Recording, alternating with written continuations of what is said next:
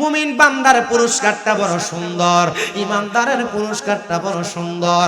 আল্লাহ বলে আমি আল্লাহ জাযাউহুম ইনদা রাব্বিহিম পুরস্কার প্রদান করব জান্নাতুল আদনিন। ওই পুরস্কারের নাম হলো জান্নাতুল আদন। আল্লাহ দেখতে কেমন বলে তাজরি মিন তাহতিহাল আনহার, এত সুন্দর জান্নাতের নিচে দিয়ে নহর প্রবাহিত হয়। নবী গো নহরটা কেমন বলে, নহরের নাম হলো রজব, র আলিফ জিম বা। ওই রজব নদীর মধ্যে আল্লাহ তাআলা এক প্রকার, দুই প্রকার না, তিন প্রকার না, চার প্রকারের পানি রাখবে, চার প্রকার।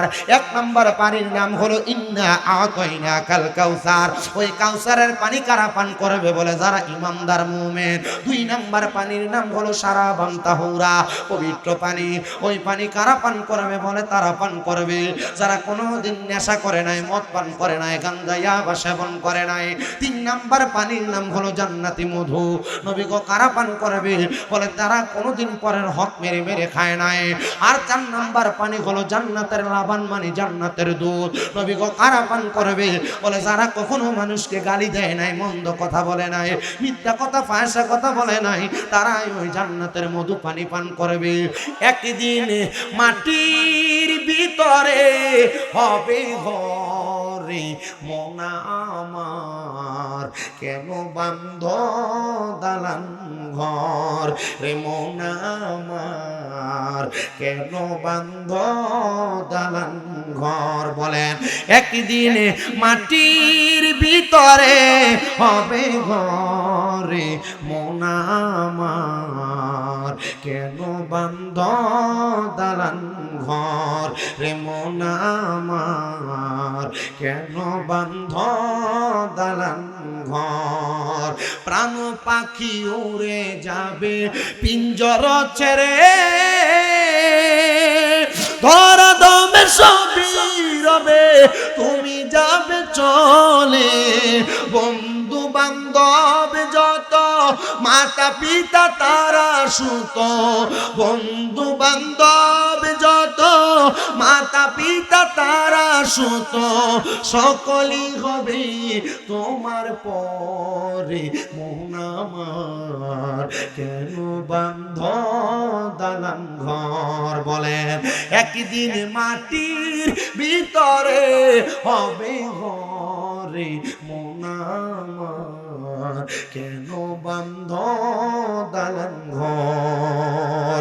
দেহ তোমার চর্মচর গলে পচে যাবে, শিরায় উপশিরা গুলো ছিন্ন ভিন্ন হবে, দণ্ড মেরু দণ্ড সবই হবে খণ্ড খণ্ড, দণ্ড মেরু দণ্ড সবই হবে খণ্ড খণ্ড, পরে রবে মাটি রয় পরে মন আমার, কেন বান্ধ দালান ঘর রে মন আমার, কেন বান্ধ দালান ঘর।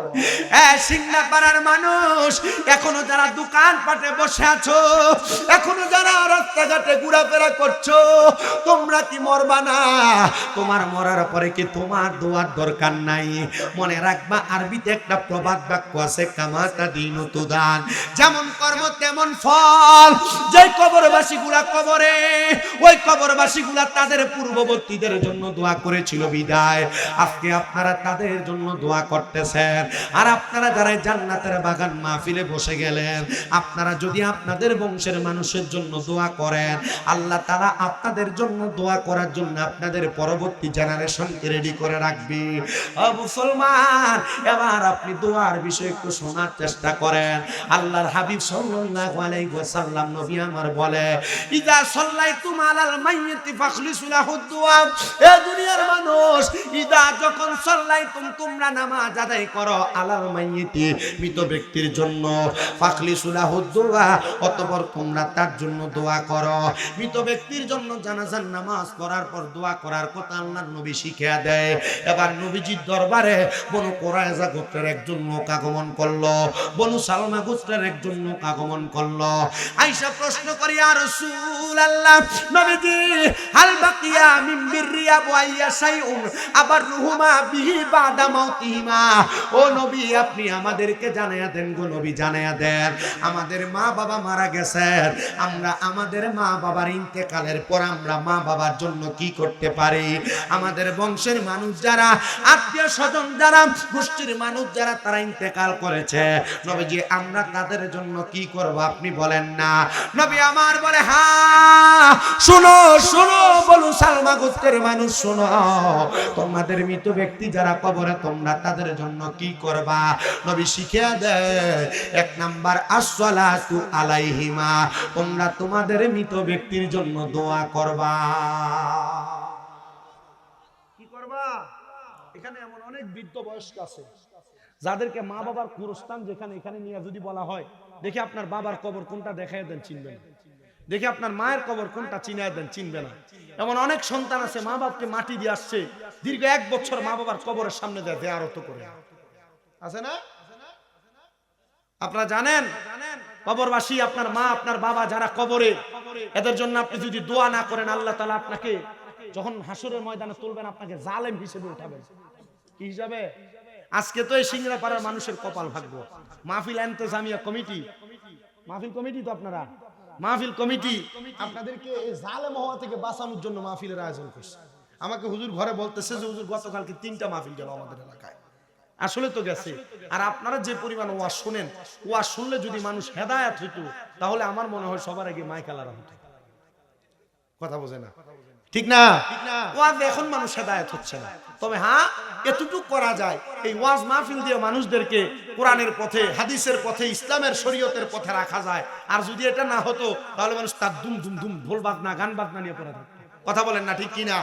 আপনারা দেখছেন হয়তো কিছুদিন আগে যে আবুল সরকার এবি আদব কি সুন্দর করে বলতেছে, দেখেন এক সুন্দর হাত নাচাচ্ছে আর বলতেছে আল্লাহ একই মুখে কত কথা বলে, আল্লাহর মাথা কোনটা ভুয়া কোনটা আমি পাই না। নাউজুবিল্লাহ পড়েন না। এ বলতেছে কুল আউযু বিরাব্বিন নাস মালিকিন নাস ইলাহিন নাস মিন শাররিল ওয়াসওয়াসিল খান্নাস আল্লাযী ইউওয়াসউইসু ফি সুদুরিন নাস মিনাল জিন্নাতি ওয়ান নাস। আল্লাহ নাকি সূরা নাসের সব জায়গায় নাসার কথা বলছে। নাউজুবিল্লাহ বলেন না। আচ্ছা এগুলা কি কোনো কথা হয়? যুক্তিসঙ্গত কথা হয়? এগুলা কোরআনকে অবমাননা করে, কোরআনের আইনের বিরোধিতা করে। আমি বারবার বাংলাদেশের যিনি রাষ্ট্রপ্রধান বর্তমানে ডক্টর ইউনূস সহ প্রশাসনিক কর্মকর্তাদের কাছে আমার মিডিয়াগুলোর মাধ্যমে আমি আবেদন করছি, এমন যারা কোরআন অবমাননা করে এদেরকে বাংলাদেশের জাতীয় মসজিদ বাইতুল মুকাররমের সামনে নিয়ে জিহ্বাটা টান দিয়ে ধরে কাইটা দেন। ভবিষ্যতে কোনো নাস্তিক মুরতাদ কোরআনকে নিয়ে বাজে মন্তব্য করার সাহস দেখাতে পারবে না। ডান হাত তুলে বলেন ঠিক না বেঠিক?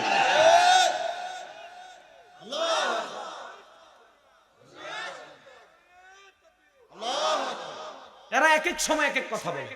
এই যে মমতাজ এটা কি সুন্দর করে সংসদে দাঁড়ায় বলে বুখারী মুসলিম সিয়াসিত্তার 6 কিতাব পড়ছে। সিয়াসিত্তার 6 কিতাব পড়তে বেশি কিছু লাগবে না। মিনহাজকে যদি দাঁড় করে দিয়ে বলা হয় তুমি একটু বলো তো এই যে সিয়াসিত্তার কিতাবের প্রথম পৃষ্ঠাটার যে প্রথম যে কভার পেজটা আছে, কভার পেজটা পড়ে দেওয়ার জন্য পারবে? কথা বলেন, পারবে মমতাজে? সিয়াসিত্তার যে কিতাব, এই কিতাবের মূল প্রথম পাঠের পৃষ্ঠাটা পড়ে দিতে পারে না। সিয়াসিত্তার সব কি হাদিস পড়ছে যে সিটার বাটফার সোনার বাংলাদেশটা মরে গেছে। আর তাও সংসদের মতো পবিত্র জায়গায় বসে বসে আছে কি না? আল্লাহর কসম করে বলি আমি আমার ওয়াজের স্টেজে কখনো রাজনীতির বক্তব্য দিই, এটা আমার স্বভাব না।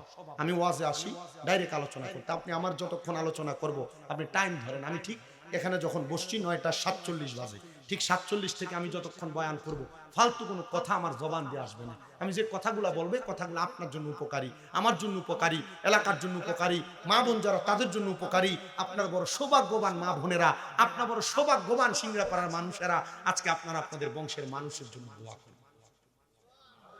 সুবহানাল্লাহ। নাই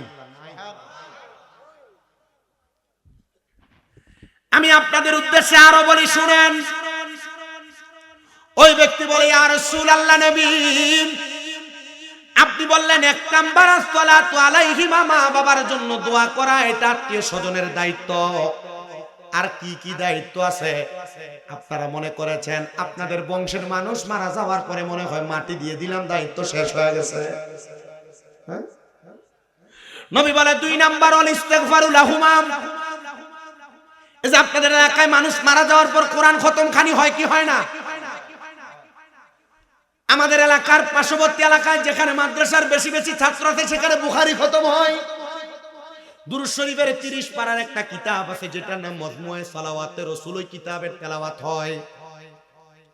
এগুলা করে করে দোয়া করা হয়, আল্লাহ এই আহলের মানুষ, বংশের মানুষ যারা কবরে আজকে কোরআন, আল্লাহ আপনি পুরা কবরবাসীগুলাকে আপনি মাফ করে দেন, ক্ষমা প্রার্থনা করবেন। আল্লাহ আপনি এলাকার কবরবাসীগুলাকে মাফ করে দেন, গোরবাসীগুলাকে আপনি মাফ করে দেন। আল্লাহর নবী বলে এই ক্ষমা প্রার্থনা করা এটা ইসলামের সৌন্দর্য। নবীজি আর কি কাজ আপনি আমাদেরকে বলেন না? নবী আমার বলে 3 নাম্বার, ওয়া ইনফাজু আহাদিহিমা, মা বাবার ওয়াদাগুলা তোমরা পূরণ করবা, মৃত ব্যক্তির ওয়াদা পূরণ করবা। কোন মানুষ ইন্তেকাল করার পরে তার সন্তানরা তার জায়গা জমি ভাগাভাগি করা নিয়ে পারাপারি লেগে যায়। 4 দিন যাইতে শেষ হয় না, 40 দিন যাইতে শেষ হয় না, জমি ভাগাভাগি শুরু হয়ে যায়। আছে না নাই? কথা বলেন না, আছে কি নাই? আরে মুসলমান শুনো শুনো, নবী বলেন না না, ওয়া ইনফাদু আহাদিহিমা, মৃত ব্যক্তির যদি কোনো ঋণ থাকে তোমরা ঋণগুলা পরিশোধ করে দিবা, মৃত ব্যক্তির ওয়াদাগুলা তোমরা পালন করে দিবা। এ আল্লাহর হাবিব সাল্লাল্লাহু আলাইহি ওয়াসাল্লাম নবী আপনি বলেন না আর কি কি দায়িত্ব আছে? নবী আমার বলতেছেন এর মধ্যে 4 নাম্বার দায়িত্ব, ওয়াসিলাতির রাহমিল্লাতি লা তুসালু ইল্লা বিহিমা। 4 নাম্বার দায়িত্ব হলো মা বাবার আত্মীয় স্বজন যারা তাদের সম্পর্কে সঙ্গে সঙ্গে সম্পর্ক বজায় রাখবা। আর 5 নাম্বার হলো ওয়া ইকরামু সাদিকিহিমা, মায়ের বয়সী বাবার বয়সী মুরব্বীদেরকে বন্ধু বান্ধবদেরকে সম্মান করবা। যদি তুমি এদেরকে সম্মান করো, তাজিম করো, তাহলে আমার আল্লাহ তাআলা তোমার মা, তোমার বাবা, তোমার বংশের মানুষের কবরের আযাব মাফ করে দিবে। সিংড়াপাড়ার কবরস্থানে যে মানুষগুলো শুয়ে আছে তারা আমাদের মতো বুক ফুলে ফুলে চলতো, কিন্তু তারা এখন কবরের বাসিন্দা। যখন তারা নিথর দেহ কবরের বাসিন্দা হওয়ার জন্য সাকরাতুল মউতের বিছানায় শুয়েছিল, আজরাইল যখন তাদের রূহগুলা কবজ করতেছিল, তখন আমার আল্লাহ তাআলা আল্লাহর হাবিব মুহাম্মদুর রাসূলুল্লাহর কাছে কোরআনের আয়াত নাযিল করে দিলেন। তিনি বলেন ওয়ালা তাকুনু কাল্লাযীনা নাসাল্লাহা ফাআনসাহুম আনফুসাহুম উলাইকা হুমুল ফাসিকুন। জবান খুলে উচ্চ কণ্ঠে জোরে জোরে পড়েন আল্লাহু আকবার। আল্লাহ বলেন ওয়ালা তাকুনু, তোমরা তাদের মতো হয়ো না। এখানে তারা বলতে কাদেরকে উদ্দেশ্য করা হয়? আমাদের পূর্বে আমাদের বাবা, আমাদের দাদা, আমাদের বড় বাবা, আমাদের পূর্বপুরুষ যারা আমাদের থেকে চলে গেল। আল্লাহ বলে কাল্লাযীনা যাহারা নাসাল্লাহ, নিজের কথা ভুলে গেছে, ফাআনসাহুম আনফুসাহুম, আমি আল্লাহ তাদেরকে ভুলে রাখছি। উলাইকা হুমুল ফাসিকুন, আর যারা নিজের কথা নিজেই ভুলে গেছে, নিজের ভালোর কথা ভুলে গেছে, এরা আর কেউ না, এরা হলো ফাসিক, এরা হলো ফাসিক। হুজুর ফাসিক কারা? মনে কেউ কষ্ট নেবেন না। আপনারা যারা এখানে বসেছেন, আপনারা হয়তো কেউ এশারের নামাজ পড়েছেন, কেউ পড়েন নাই, কেউ 5 ওয়াক্ত নামাজ পড়েছেন, কেউ পড়েন নাই। তবে আজকে থেকে ওয়াদা নেবেন, হয়তো এখান থেকে যাওয়ার পর আপনি পড়বেন। মনে রাখবেন বেশি বেশি যারা নামাজ ছেড়ে দেয় তারা ফাসিক হয়ে যায়। এই জন্য ফাসিক হওয়া যাবে না, যাবে না, যাবে না। বেশি বেশি যারা দাড়ির মধ্যে কুল লাগা লাগা টানে, এরাও ফাসিক হয়ে যায়, ফাসিক হয়ে যায়। মুসলমান আপনি কত সুন্দর মনে করতেছেন, আমার বউ বলেছে আমি যেন দাড়িগুলো না কাটি ফেলি, দাড়িগুলো না কাটলে নাকি দাড়ির জন্য বউর কষ্ট হয়। মনে রাখবেন না না না মুসলমান, আপনার বউ আপনার ভালো চায় না, অথবা ইসলাম সম্পর্কে জানে না। এই দাড়িগুলো কোন শেষ যারা করেন, দাড়িগুলো কেটে কেটে যারা ফেলেন, লজ্জা নিবেন না। দাড়ি কাটার কারণে মানুষ ফাসিক হয়ে যায়, নামাজ ছেড়ে দেওয়ার কারণে মানুষ ফাসিক হয়ে যায়। সমাজে এমন অনেক মানুষ দেখবেন যারা দোকানে বসে বন্ধু বান্ধব চলাফেরা করার পথে কথায় কথায় গালি দেয়, কথায় কথায় গালি দেয়। আসেন এক জাতের মানুষ, আল্লাহর নবী বলে বেশি বেশি যারা গালি দেয় তারা হলো ফাসিক। 3 নাম্বার গেল। 4 নাম্বার যারা মিথ্যা কথা বলে এদেরকে ফাসিক বলে। বলেন কি বলে? কষ্ট হচ্ছে? ওয়াজ বুঝতেছেন? ওয়াজ কাজে লাগবে? আমার কমিটি আছেন তো? ওয়াজ কিছুক্ষণ হলে অসুবিধা হবে? এটা তো তোমাদের কথা। আপনারা যতক্ষণ শুনবেন আমি ততক্ষণ করব। তবে আমার একটা ধারাবাহিক সময় আছে, আমি আপনাদের মনোযোগ দেখে আমি আমার মনোযোগের উপর বয়ান করব। তবে এই পর্যন্ত যা বলেছি তা কি বুঝেছেন? সবাই ইনশাআল্লাহ বলেন তা কি বুঝেছেন? শুধু কুমিল্লা থেকে প্রায় 8.5-9 ঘন্টা বক্তা জার্নি করে আসবে, আর আপনি কানসুপ করবেন, বক্তার কণ্ঠ সুন্দর হলে বসবেন, আর নসিব বসবেন না। বক্তা কি বলে শুনবেন, যদি ভালো লাগে বুঝবেন, না হলে বসবেন না, কোন রকম চলে যাবে। এটাকে ওয়াজ বলে না, এটাকে কি বলে না, এটা কানসুপ বলে, শান্তি বলে কোন রকম। এদিকে কি মহিলাদের প্যান্ডেল আছে নাকি?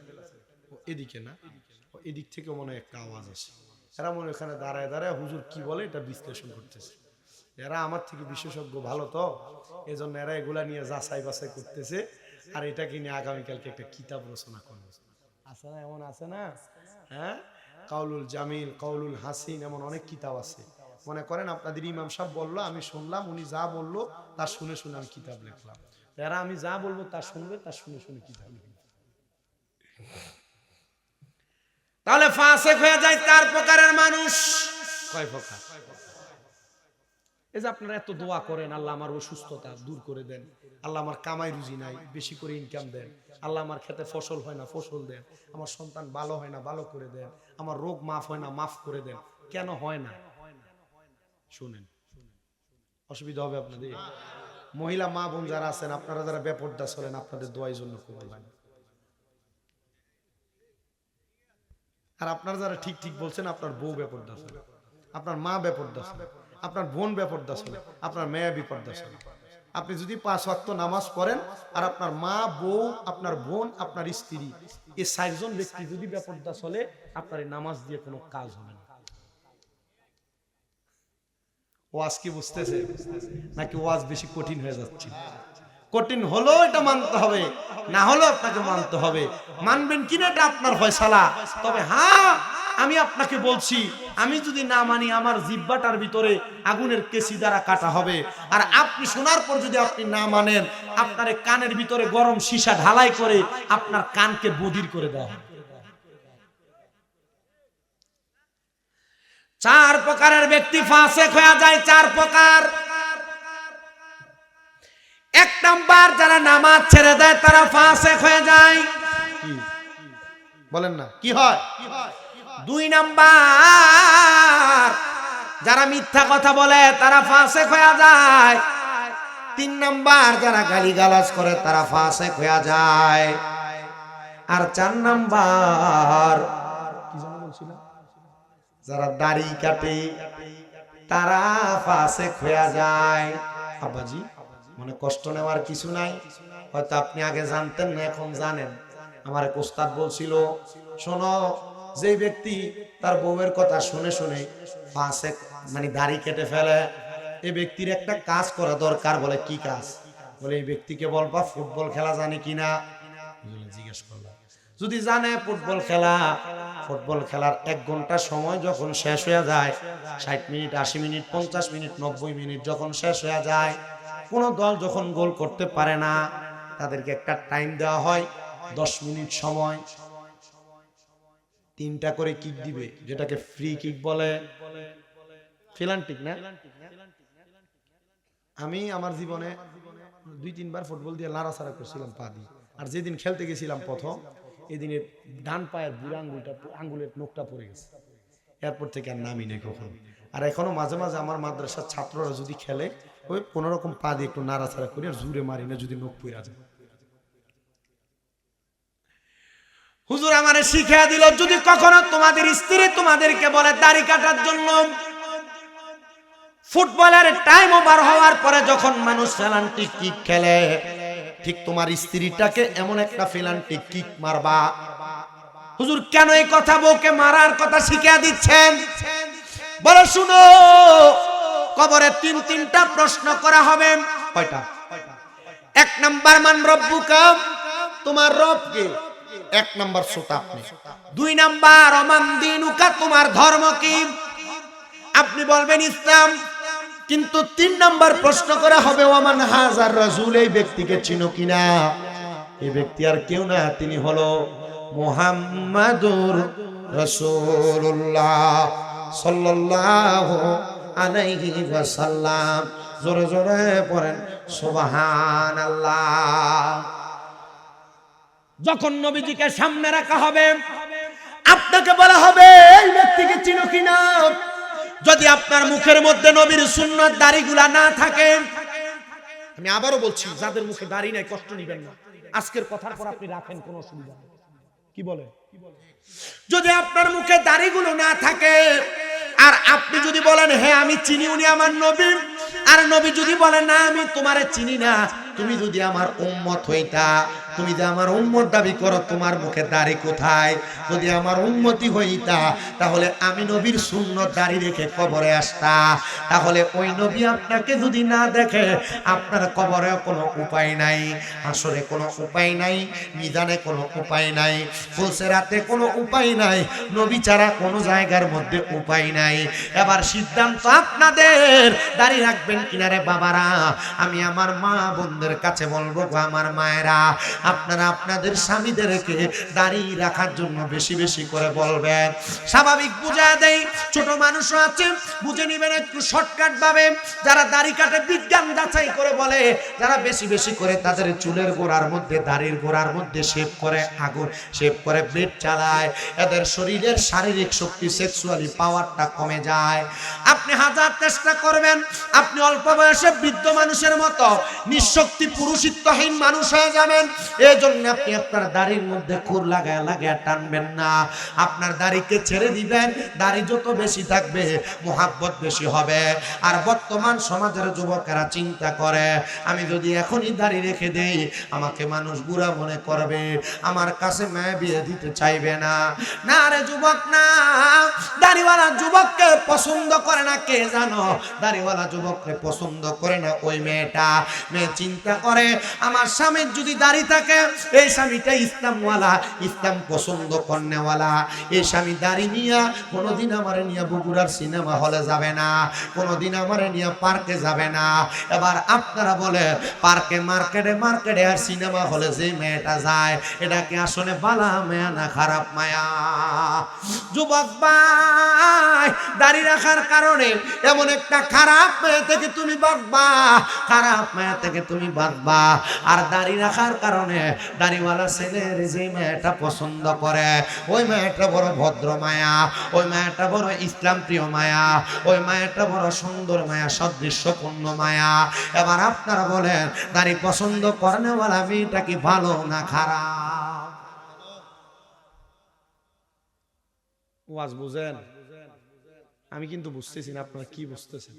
মানে আমাদের এদিকের ওয়াজের সিস্টেম আর আপনাদের ওয়াজ সিস্টেম আলাদা একবার, কথা বুঝতে পারছেন? কিন্তু আমি আপনাদের কাছে আপনাদের সিস্টেমের চেষ্টা করছি বোঝানোর জন্য। কষ্ট হলে আমাকে বলবেন, তাড়াতাড়ি ছুটি।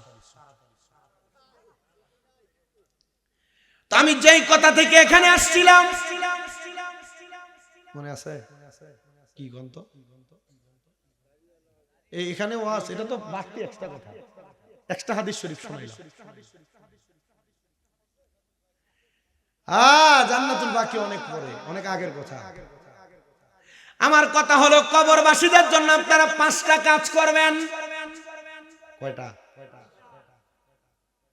1 নাম্বার দোয়া, 2 নাম্বার ক্ষমা প্রার্থনা, 3 নাম্বার মা বাবার ঋণ পরিশোধ করা, 4 নাম্বার মা বাবার আত্মীয় স্বজনের সাথে সম্পর্ক ঠিক রাখা, আর 5 নাম্বার মা বাবার বয়সী মুরব্বীদেরকে সম্মান করা, তাজিম করা, ইজ্জত করা।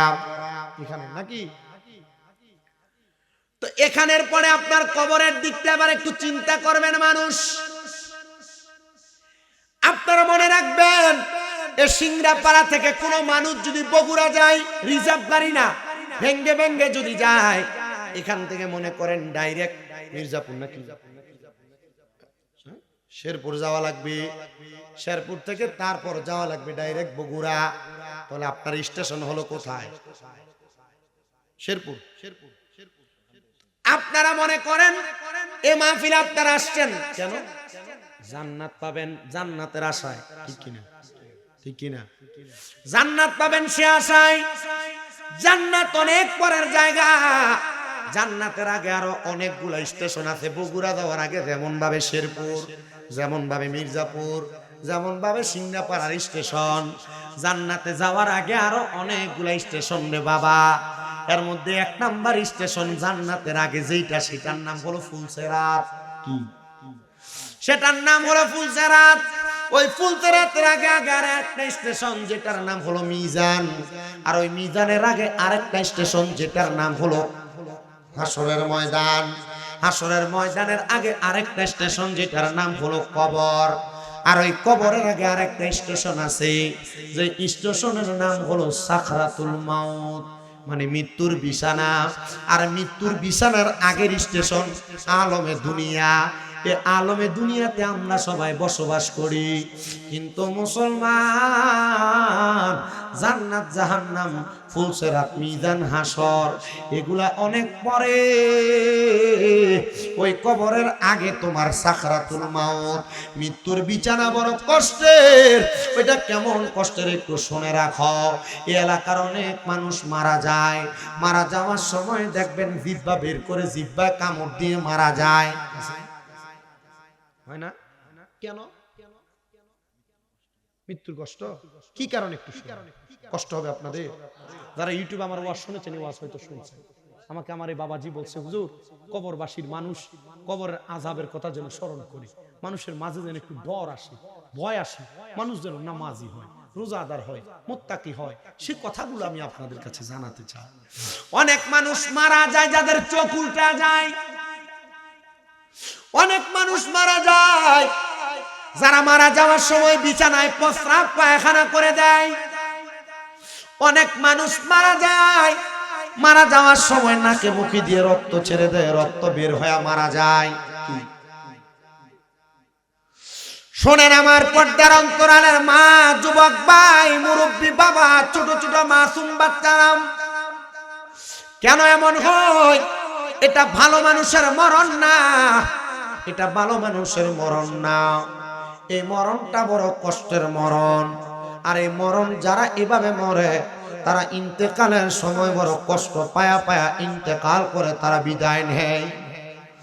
ওগো আল্লাহর হাবিব নবী, কেন গো মানুষ এমন কষ্ট পায়া পায়া মারা যায়? নবী আমার জানায়া দেয়, যখন একটা মানুষের সামনে আজরাইল আলাইহিস সালাম আগমন করার সময় হয়, তার আগে আমার আল্লাহ তাআলা লামকানে একটা গাছ লাগাইছেন, যে গাছটার নাম হলো শাজরাতুল ইয়াকিন গাছ। যে গাছের প্রত্যেকটা পাতায় পাতায় এক একজন করে মানুষের নাম লেখা। ওই গাছের পাতাটা যখন ছিঁড়ে পড়ে যায়, আজরাইল আলাইহিস সালাম তখন মানুষের কাছে চলে আসে ওই মানুষটার রূহ নেওয়ার জন্য। কিন্তু আজরাইলকে আমার আল্লাহ তাআলা মানুষের সামনে পাঠানোর আগে ওই মানুষের সামনে 2 জন ফেরেশতা পাঠায় দেয়। 2 জন, জবান বন্ধ নাই, বলেন কয়জন ফেরেশতা পাঠায়? 2 জন ফেরেশতা পাঠায় দেয়। যেই ফেরেশতাদের চোখের রং হলো নীল রঙের, ওই ফেরেশতাদের ভয়ঙ্কর চেহারা আর আচার আচরণ দেখা বান্দা ভয়ে বিছানার মধ্যে প্রস্রাব পায়খানা করে দেয়। এবার চিন্তা করে দেখেন মুসলমানেরা, মানুষ কেন বিছানাতে প্রস্রাব পায়খানা করে মরার সময়? তার মানে ফেরেশতার ভয়ঙ্কর চোখ দেখে মানুষ বিছানায় প্রস্রাব পায়খানা করে দেয়।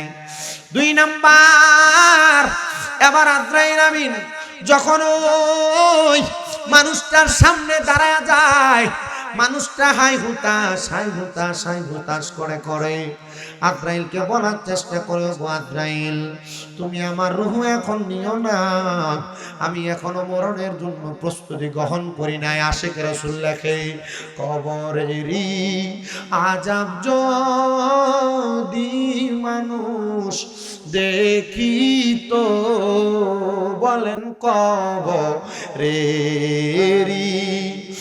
আযাব যদি মানুষ দেখিত, ঘরবাড়ি ছাড়িয়া পাগল হইত।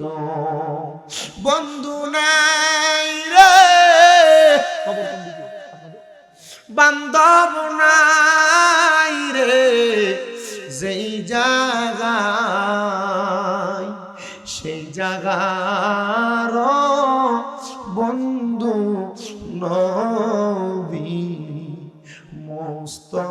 মারুফা। আজরাইল আমিন একটা মানুষের সামনে যখন দাঁড়িয়ে যায়, আজরাইলকে বারবার বলার চেষ্টা করে, আজরাইল আমি এখনো মরণের প্রস্তুতি নিতে পারি না। বান্দারে কথা বলার সুযোগ দেওয়া হয় না। ওই বান্দাটার দুইটা দাঁতের চোয়ালের মাঝখানে জিহ্বাটা বাহির করে আজরাইল কামড় লাগাইয়া দেয়। এ সিংড়া পাড়ার মানুষ, এ পর্দার অন্তরালের মা, এবার বান্দাটার চোখ দিয়া আজরাইলকে বারবার বোঝানোর চেষ্টা করে, রে আজরাইল আমি এখনো পর্যন্ত কবরের জন্য রেডি হতে পারি নাই, আমার এখন নিও না, আমার রুহটা এখন কবজ কইরো না, আমার বড় কষ্ট হয় রে, বড় কষ্ট হয়। ওই সময় বান্দা আজরাইলের ভয়ঙ্কর চেহারার দিকে তাকায়া চোখগুলা উল্টে যায় রে। এবার বান্দা কথাও বলতে পারে না, চোখের ইশারাও দিতে পারে না। আজরাইল আমিন বান্দাটার এবার বুকের মধ্যে এমন ভাবে থাবা দিয়া ধরবি, আমরা যেই নবীর উম্মত মুহাম্মাদুর রাসূলুল্লাহ সাল্লাল্লাহু আলাইহি ওয়াসাল্লাম নবীজির রূহ মুবারক যখন আজরাইল নিয়ে যাবে, আজরাইল নবীজির বুক মুবারকের মধ্যে যখন হাত রাখছে, আমার নবী আল্লাহ বলে একটা চিৎকার মারছে, আল্লাহ। আমি নবীজির রূহ মুবারক নেওয়ার জন্য আজরাইল যে বুকের মধ্যে হাত রাখলো, এত কষ্ট আমার উম্মত কেমনে সহ্য করবে? মনে হচ্ছে পৃথিবীর বড় বড় পাহাড়গুলা বুকের মধ্যে চাপায়া দেওয়া হচ্ছে। নবী ডাক দিয়া বলেন, আল্লাহ আমার উম্মত এই কষ্ট সহ্য করতে পারবে না। আল্লাহ জানায় দে, হাবিব আপনার উম্মত যদি দুনিয়াতে ঈমান আনয়ন করে, আপনার উম্মত যদি দুনিয়াতে নেক আমল করে, তাহলে তারা এমন মরণের কষ্ট থেকে বাঁচবে। কেমনে বাঁচবে? ওয়াজের ধারাবাহিকতায় বুঝতে পারবেন আপনারা। নবী রাহমাতুল লিল আলামিন নবী শুধু বলতে, পৃথিবীর বড় বড় পাহাড়গুলা বুকে চাপিয়ে দিলে যত কষ্ট হয়, আল বিদায়া ওয়ান নিহায়া ইসলামিক ফাউন্ডেশন কর্তৃক ছাপানো 14 খণ্ডের একটা কিতাব, ওই কিতাবের মধ্যে নবীজির ইন্তেকালের কথা কত সুন্দর করে বলতেছেন। আজরাইল রূহ নেওয়ার সময় এমন অবস্থা, রাহমাতুল লিল আলামিন নবী বলেন, উম্মত শোনো, যখন আজরাইল একটা মানুষের সামনে আসবে, তার বুকের উপর রূহটার জন্য যখন হাতটা রাখবে, তখন বান্দার এমন ভার অনুভব হবে, বান্দার ঘাড়ের শাহরগ গুলা ঠাস ঠাস করে ছিঁড়ে যাবে, বান্দার হাতের শাহরগ গুলা ঠাস ঠাস করে ছিঁড়ে যাবে, পায়ের রগ গুলা ছিঁড়ে যাবে।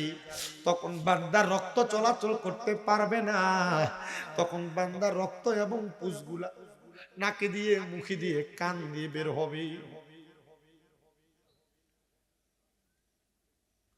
সাহাবায়ে কেরাম আমার নবীজির দরবারে বসা কান্না করে, আনবরে ও আল্লাহর হাবিব, আপনি বলতেছেন এমন কষ্ট হবে, শুধু তাই না, নবী তখন পয়গম্বর ইদ্রিস নবীর কথা সাহাবায়ে কেরামদেরকে শোনায়া দিলেন। সাহাবীরা শোনো, একটা জীবিত বকরিকে লটকায় দিয়া শরীর থেকে চামড়াটা জীবিত অবস্থায় টেনে টেনে ছিঁড়ে ফেললে ওই বকরিটার যত কষ্ট হবে, একটা ঈমানদার, একটা বেঈমান মানুষ, বেনামাজি মানুষ, হারামখোর মানুষ, তার দেহ থেকে রূহটা বাহির করলে এর চাইতে বেশি কষ্ট হবে। শুধু এমন কষ্ট না রে মুসলমান, শোনাম,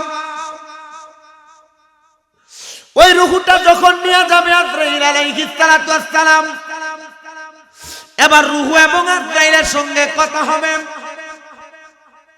রূহ ডাক দিয়ে বলবে, রে আজরাইল, আমার এত তাড়াতাড়ি কোথায় নিয়ে যাও?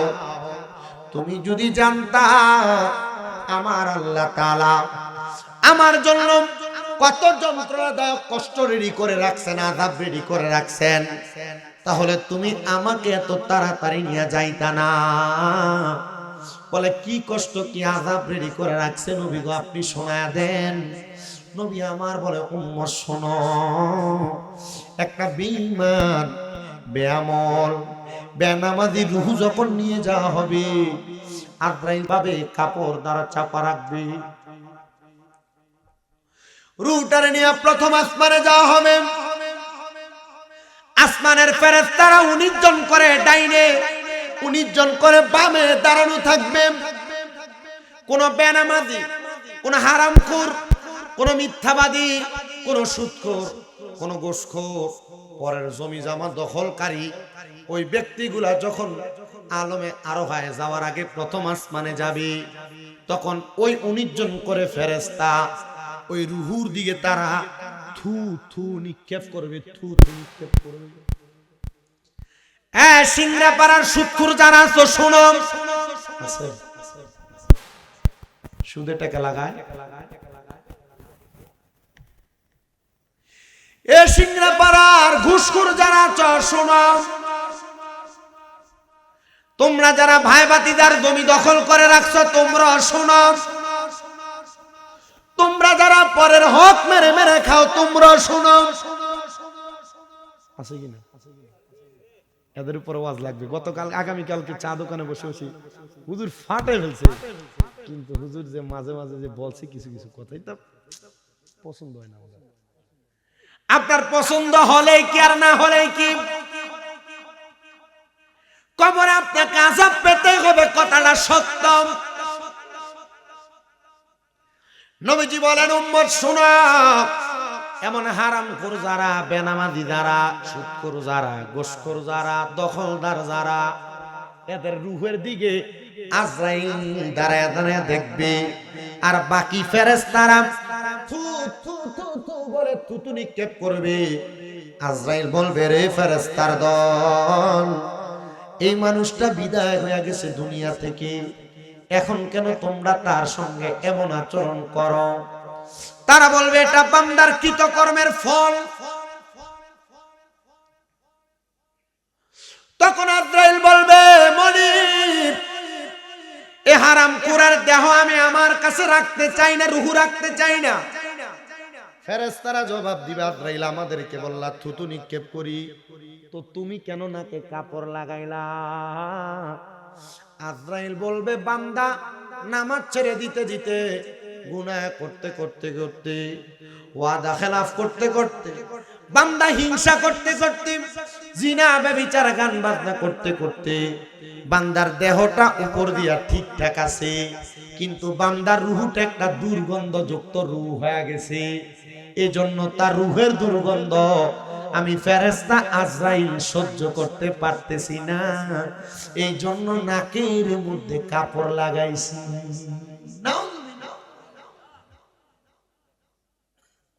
সুদ খাও না, খাও ভালো করে খাও, নামাজ ছেড়ে দাও না, ছাড়ো, কবরে এসা মার না। শুধু তাই না, শুধু তাই না, ওই মানুষটারে এবার নিয়ে যাওয়া হবে জাহান্নামের মধ্যে। আপনি মনে করতেছেন আপনি সারা জীবন সুদ খাইলেন, ঘুষ খাইলেন, নামাজ ছেড়ে দিলেন, আপনার কবরে 3টা প্রশ্ন করবে না? সবার জন্য কবরে 3 প্রশ্ন না, ডাইরেক্ট জাহান্নাম। নবীজি কেন বলে বান্দা ডাইরেক্ট জাহান্নামে যাওয়ার কারণ, বান্দা গুনাহকে গুনাহ জেনে আবার করেছে। গুনাহকে গুনাহ জেনে দ্বিতীয়বার যে করে সে হয় ফাসিক, গুনাহকে গুনাহ জেনে তৃতীয়বার যে করে সে হয় নেফাকি মুনাফিক, গুনাহকে গুনাহ জেনে চতুর্থবার যে করে সে হয় কুফরি করনেওয়ালা কাফের। যারা কাফের আল্লাহ কোরআনে বলেন ইন্নাল্লাযীনা কাফারু মিন আহলিল কিতাবি ওয়াল মুশরিকিনা ফি নারি জাহান্নাম খালিদিনা ফিহা উলাইকা হুম শাররুল বারিয়া। জবান খুলে জোরে জোরে কন্না আল্লাহু আকবার। জোরে জোরে কন্না আল্লাহু আকবার মানে বুঝেন কন্না মানে কি? আমাদের কুমিল্লা ভাষায় বলাকে কন্যা বলে।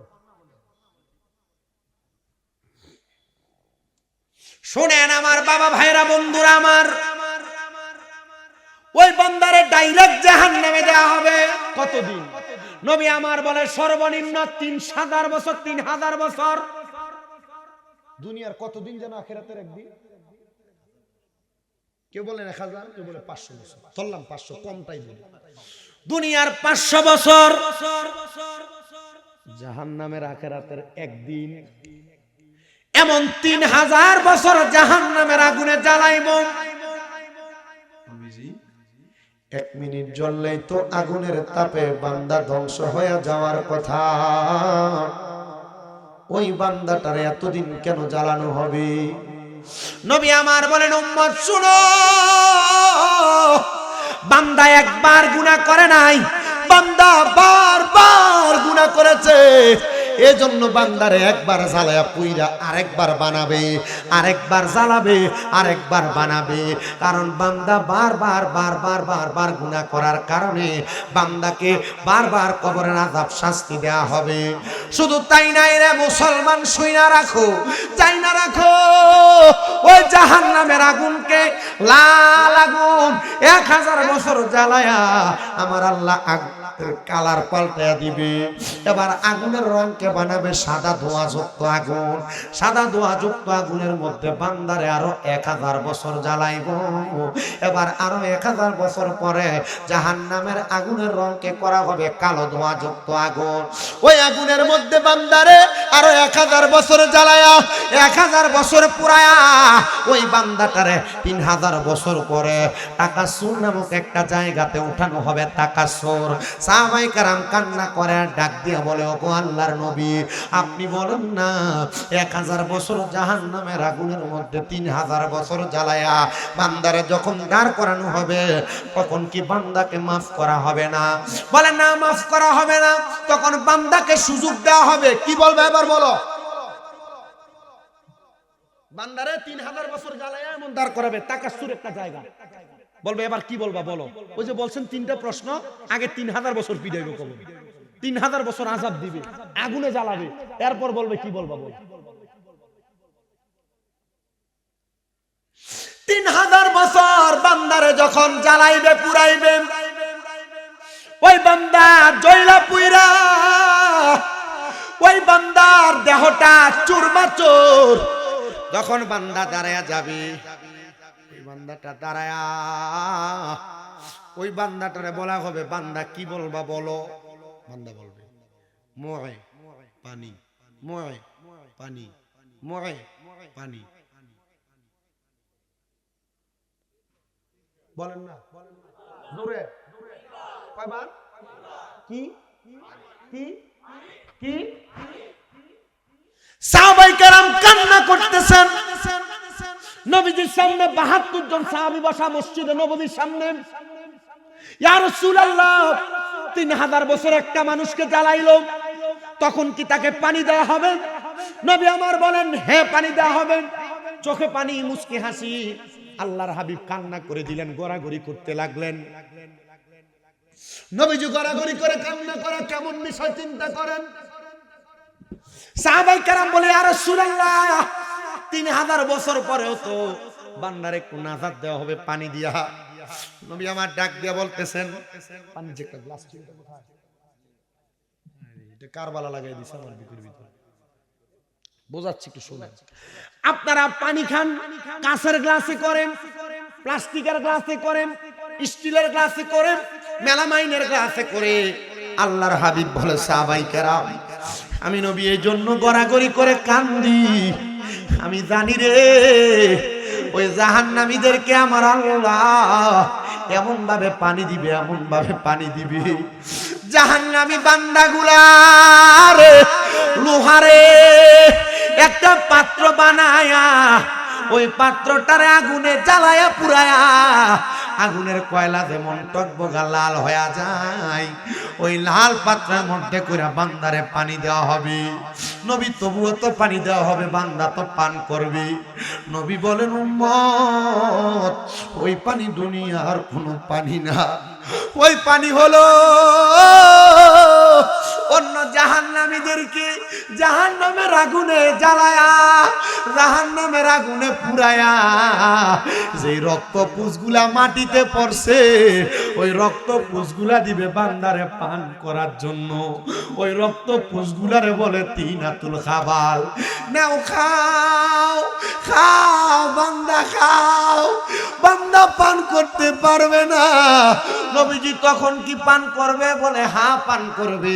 তখন বান্দা ওই পানিটা তার জিহ্বাতে ঢেলে দিবে, জিহ্বা গলে যাবে, গলা গলে যাবে, বান্দার পেটের নাড়ি বুড়ি গুলা গইলা গইলা পায়খানার রাস্তা দিয়ে থরথর করে পড়তে থাকবে। ওরে সিংড়া পাড়ার যুব সমাজ, কেন তুমি গুনার কাজ করো আমার বুঝে আসে না? কেন তুমি নামাজ ছাড়ো আমার বুঝে আসে না? কেন তুমি দুনিয়াতে হারাম কাজ করো আমার বুঝে আসে না? মুসলমান, ওই বান্দাটারে আযাবের উপর আযাব দেওয়া হবে। এত কষ্ট, ওই বান্দাটার অবস্থা বড় নাজেহাল। সাহাবায়ে কেরাম কান্না করে, 40-42 জন একবারে কান্না করতে করতে বেহুশ হয়ে গেছেন। আর অনেকে গড়াগড়ি করে কান্না করতেছেন, নবী ও নবীজি আপনি আমাদেরকে বলেন, যারা নামাজি, যারা মুত্তাকি, যারা ইমানদার, যারা ফরেজগার, তাদের অবস্থা কেমন? নবী আমার বলে তাদের অবস্থা বড় ভালো। শোনো, তাদেরকে যখন ইন্তেকাল করার জন্য, রূহটা নেওয়ার জন্য আজরাইল আসবে, একবার দুইবার না, আজরাইল তাদের কাছে 4বার আসবে। 4বার আগমন কইরা আজরাইল তাদের রূহ নিতে পারবে না। কি ইমানদারের এত দাম, ইমানদারের এত সম্মান, ইমানদারের এত তাজিম, ইমানদারের এত পাওয়ার। 4বার আজরাইল আসবে রূহ নেওয়ার জন্য। ঈমানওয়ালা হন, দামি হবেন। এই 4বার যখন রূহটা নিতে আসবে, আজরাইলকে বাধা দিবে এমন ক্ষমতা পৃথিবীর কারণ নাই, আছে। কিন্তু ইমানদারের কাছে আজরাইল 4বার আসবে, বাধা দিয়ে খেপায়া দিবে, যা রূহ নেওয়া যাবে না। হুজুর কি বলেন? হ্যাঁ, আজকে একদিনে সব শুনে। আমি যে কোনো মাহফিলে গেলে কবরবাসীর ওয়াজ যেটা করছি, এটা করে যে কোনো ঘটনায় কারগুজারি, যে কোনো জায়গায় মাহফিলে গেলে হাসরের আলোচনা করে হাসরের ময়দান থেকে অন্য ঘটনায় ঢুকে, মৃত্যু ব্যক্তির বেঈমানের ইন্তেকালের আলোচনা করলে এখান থেকে অন্য ঘটনায় ঢুকে যায়। কিন্তু আজকে আপনাদেরকে ঈমানদারের কথা বলছি, বেঈমানের কথা শোনাচ্ছি, শুনবেন আপনারা। ওয়াজ বুঝতেছেন আপনারা? আপনার প্রথমে কোথায় ছিলেন? বলে হুজুর ছিলাম, কষ্ট হয়েছে, মেয়ের জামাইকে দাওয়াত দিছি, বেয়াই বেয়ানকে দাওয়াত দিছি, দেশি মুরগি কাটছি, কাইটা খায়া এখন আর আসতে মন চায় না।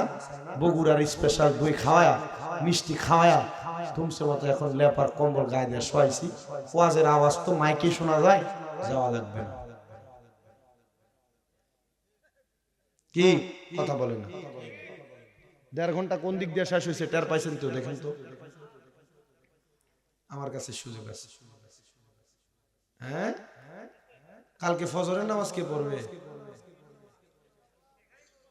এখানেই পড়বেননি, আমাকে যেতে হবে।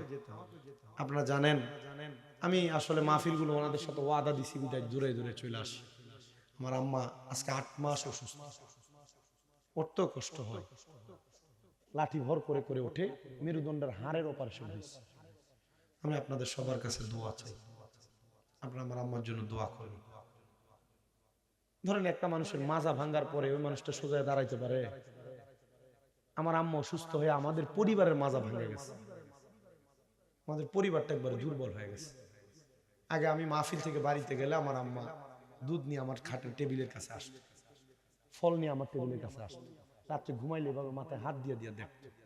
এখন অসুস্থ হওয়ার কারণে মাঝে মাঝে এই লাঠি ভর দিয়ে দিয়েও যায়, আমি যাই ধমক দিই, আমাকে ধমক দিই, আমার এই ধমকে আমার গুনাহ হবে না। মানে আপনি এই অবস্থা, আপনি এভাবে যান কেন, চালাকি করতে যায় না? কিন্তু মা তো মন মানে না। এই যে আজকে এত দূরে চলে আসছি, কখন রওনা দিব, কখন যাব, কখন যায় দেখব। আমার আপনাদের দোয়ায় সারা বাংলাদেশে অনেক ভক্ত আছে, অনেক। একটা মহিলা আছে যার বাড়ি নরসিংদী, ওই আমার আম্মার খেদমত করতেছে আজকে অনেক দিন, অনেক মাস। আরো আছে অনেক যারা বাড়িতে যায় যে আমার আম্মার খেদমত করে, থাকে থেকে থেকে খেদমত করে। আপনার দোয়া করলে আল্লাহ আমার আম্মাকে তাড়াতাড়ি সুস্থ করে। তা আমি এতটুকু চিন্তা করি, হয়তো বা আল্লাহ তাআলা আমাদের কোনো গোপন গুনার কারণে হয়তো আমার আম্মাকে অসুস্থ বানায় আমাদেরকে ঈমানি পরীক্ষা করছে। আপনারা জানেন আমার একটা না, আমার 6টা মাদ্রাসা কমান্ড। কয়টা? 6টা। এই গত কিছুদিন আগে আমার 5 জন ছেলে একসাথে হাফেজে কোরআন হয়েছে। এই রমজানের আগে আরো 8 জন। এভাবেই ধারাবাহিকভাবে হচ্ছে। আমার খিদমত চলছে, কষ্ট হয়, বসে থাকি যে কষ্ট হয়, গাড়িতে 7-8 ঘন্টা 9 ঘন্টা বসে থাকি, অনেক কষ্ট। কথা কি বুঝতে পারতেছেন?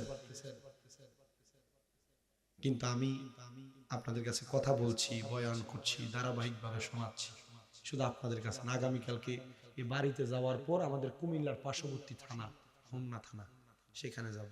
এরপর দিন সিলেট হবিগঞ্জ যাব, এরপর দিন বৈরব যাব কিশোরগঞ্জ, এরপর দিন যাব হবিগঞ্জ সিলেট। এভাবে দৌড়াদৌড়ির উপরে খুব কষ্ট হয়। মানে এক কথায় জুয়ান বয়সে আল্লাহ আমাকে বুড়া বানিয়ে দিচ্ছে। আমাকে এমনি শরীরে দেখা যায় জুয়ান, চেহারায় দেখা যায় জুয়ান। এই সোজা হইয়া দাঁড়াইতে কষ্ট হয়, যে গাড়িতে বসে থাকতে পারতে 8 ঘন্টা 9 ঘন্টা বসে থাকা, আইসা আবার 2 ঘন্টা ওয়াজ করা, আবার 8 ঘন্টা 9 ঘন্টা বসে যাওয়া। আলহামদুলিল্লাহ বলেন আপনি? ও আচ্ছা, আলাপ কথা না বলছে, কষ্ট হয়। আপনারা দোয়া করলেই কষ্ট, আমার কিছু না। কে কে করবেন হাত তুলে। আমিও ওয়াদা করছি, আমি যেখানে মাহফিলে যাব আপনাদের সবার জন্য দোয়া করব এবং দোয়া করি। এখনো যেখানে মাহফিলে যাই নাই, মুনাজাতে দোয়া করি না, আল্লাহ পৃথিবীর সব মানুষকে ভালো রাখুন, আপনাদের জন্য এভাবে দোয়া করি। মারহাবা পড়ে এই মারহাবা বলেন বলছি না, আমার কুমিল্লায় যদি হয়তো যদি বলেন মারহাবা, মারহাবা বলতো আর এটা কাঁপতো। আর আপনারা কষ্ট হয়, কষ্ট হয়। একবার দুরূদ শরীফ পড়েন মুহাব্বতে আল্লাহুম্মা।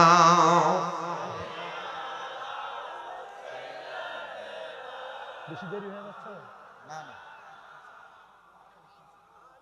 ওয়ালা আলি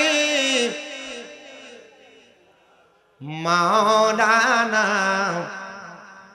জনম জনম যদি গাহি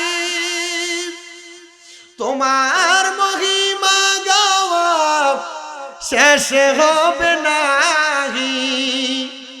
দয়া কর মায়া কর, দয়া কর মায়া কর, ওগো দয়াময়। বলেন তুমি রহমান, তুমি মেহেরবান। বলেন তুমি রহমান, তুমি মেহের।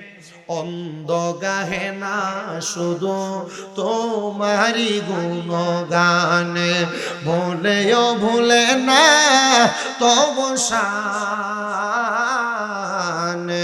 তুমি রহমান, তুমি মেহেরবান।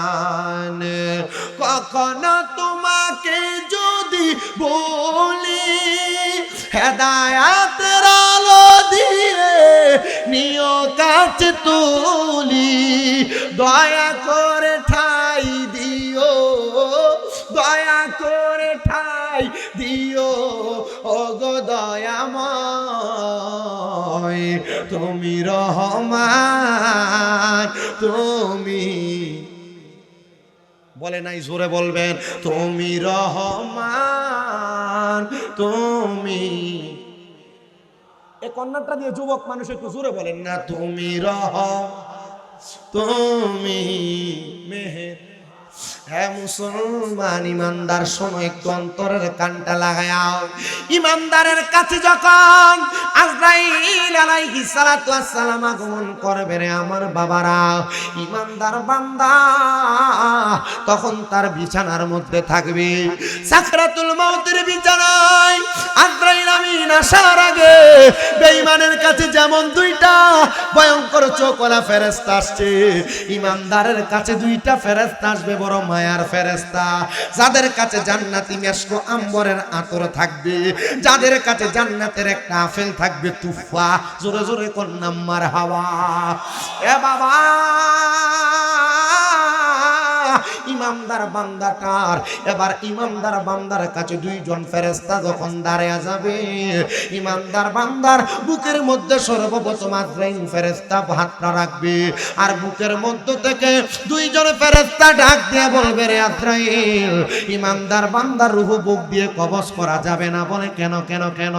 বলে ইমানদারের বুকের মধ্যে আল্লাহ নবীর প্রতি ঈমান আছে। জবান খুলে জোরে জোরে কন্যা আল্লাহু আকবার। নবীর উম্মত শুনো শুনো শুনো শুনো শুনো।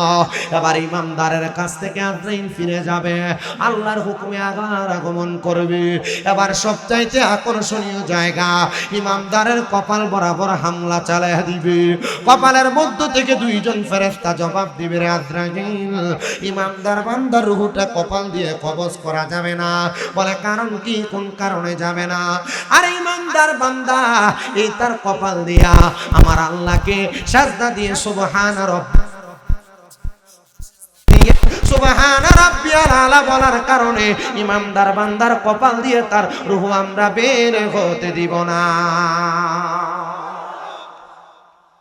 দেখছেন ইমানদারের কত দাম, নামাজির কত দাম, ঈমানওয়ালার কত সম্মান ইজ্জত মর্তবা। আজরাইল আবার চলে যাবে। কয়বার আসবে? আইলো কয়বার? দুইবার। আবার আগমন করবেন, ইমানদার বান্দার ডান বাহু বরাবর হামলা করবেন। ডান বাহু থেকে দুইজন ফেরেশতা জবাব দিবে, আজরাইল, ইমানদার বান্দার ডান দিক দিয়ে রূহ কবজ করা যাবে না। বলে কেন কেন কেন কবজ করা যাবে না? বলে ইমানদার বান্দার এই ডান হাত দিয়ে তার দান এবং সদকাগুলো আছে, এই জন্য বান্দার ডান দিক দিয়ে রূহ কবজ করা যাবে না। চলে যাবেন ফিরত, আজরাইল আবার আগমন করবে আল্লাহর হুকুম পায়া। এবার বান্দার বাম বাহুতে হামলা চালায়া দিবে, বাম দিক থেকে জবাব দিবে, আজরাইল, ইমানদার বান্দার বাম দিক দিয়ে রূহ কবজ করা যাবে না। বলে কেন রে? বলে বান্দার বাম দিকে আছে তার মা বাবার খেদমত, এই জন্য বান্দার বাম দিক দিয়ে রূহ কবজ করা যাবে না। আজরাইল দাঁড়ায় থাকবে চতুর্থবার, ওগো আল্লাহ, বান্দার হায়াত শেষ হয়ে গেছে, বান্দার রূহটাকে আমরা কবজ করব না।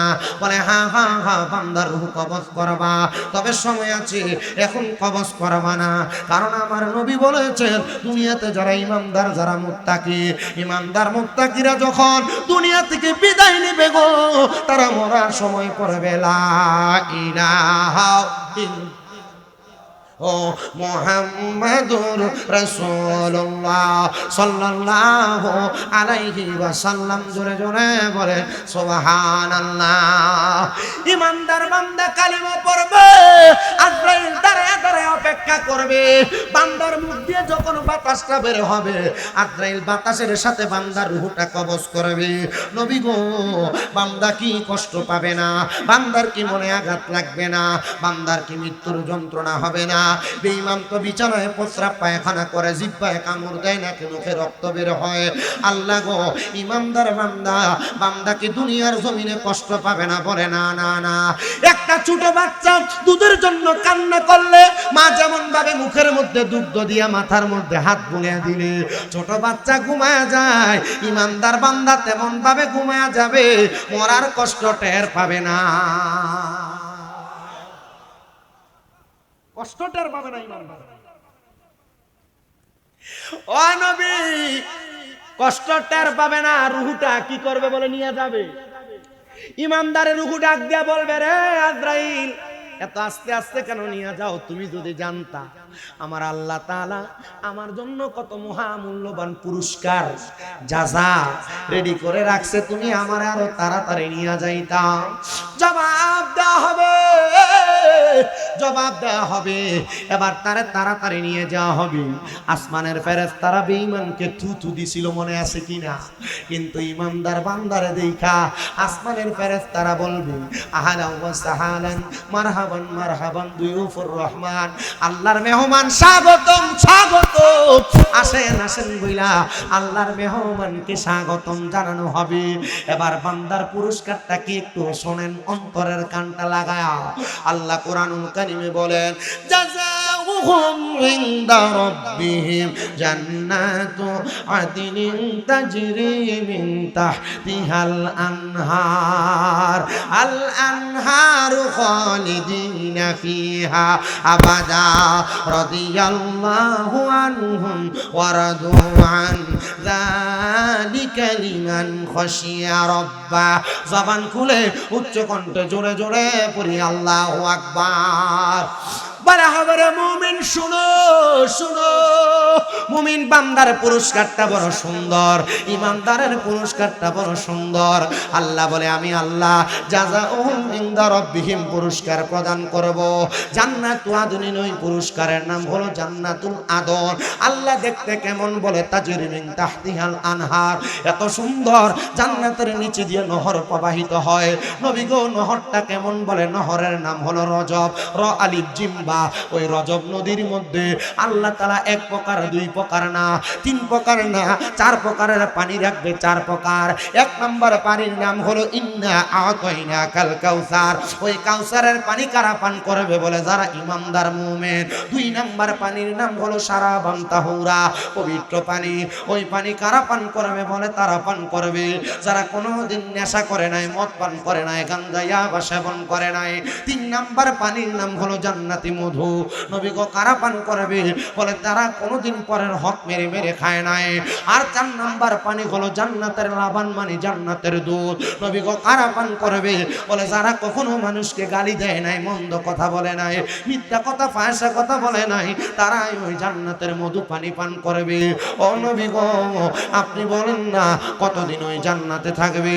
নবী আমার আল্লাহর কোরআন থেকে বলেন খালিদিনা ফিহা আবাদা, বান্দা জান্নাতের ভিতরে চিরস্থায়ী বাসিন্দা হয়ে থাকবে। আবাদা ব্যবহার করে আল্লাহ বুঝায় বান্দা জান্নাত থেকে বের হতে চাইবে না, বের হতে চাইবে না। আল্লাহ গো কারা কারা ওই জান্নাতে থাকবে বলে, রাদিয়াল্লাহু আনহুম ওয়া রাদু আন, যারা আমার আল্লাহরে খুশি করেছে, আল্লাহর প্রতি নিজেও খুশি হয়ে গেছে, তারাই ওই জান্নাতের মধ্যে থাকবে। যারা আল্লাহরে সন্তুষ্ট করেছে, আমার আল্লাহ যাদের প্রতি সন্তুষ্ট হয়ে গেছে, তারাই ওই জান্নাতে থাকবে। আল্লাহ আপনারা কারা সন্তুষ্ট করে? আল্লাহ কয় যালিকা লিমান খাশিয়া রাব্বা, যারা আমার সবচাইতে বেশি ভয় করে। এবার আপনারা সাক্ষী দেন, আমরা সবাই আল্লাহরে ভয় করি কি করি না?